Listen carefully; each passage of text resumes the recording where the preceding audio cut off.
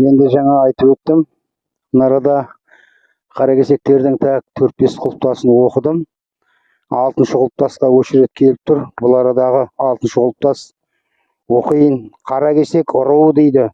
Оның ішіндегі Әліқұлдың тайпасы дейді. Кішкентай, бар ғой кішкентай? Иә, кішкентай. Кішкентайдың бәйбішесі мына кісі.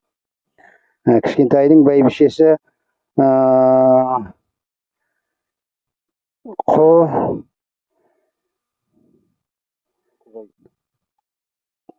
Құзай, жоқ, Құбан бәйбіше дейді. Құбан? Иә, Құбан екен. Иә. Қуан бәйбіше, Қуан бәйбіше.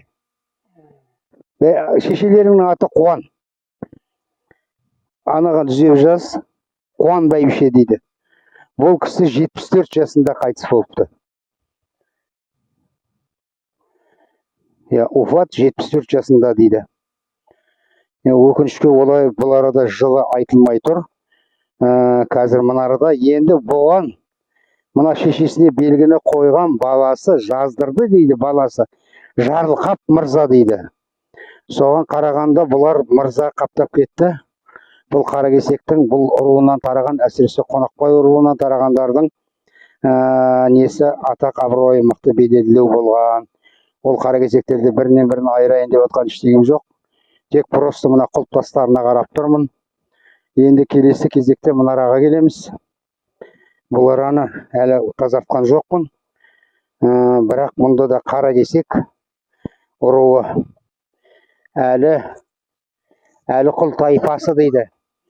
Әліқұл тайпасы. Бозанның баласы кішкентай. Бозанның баласы кішкентай дейді.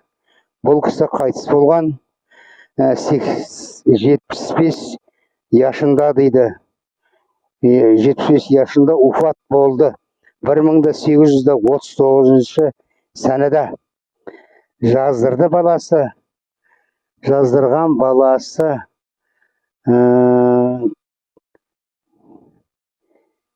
кім дейді? Жаздырған баласы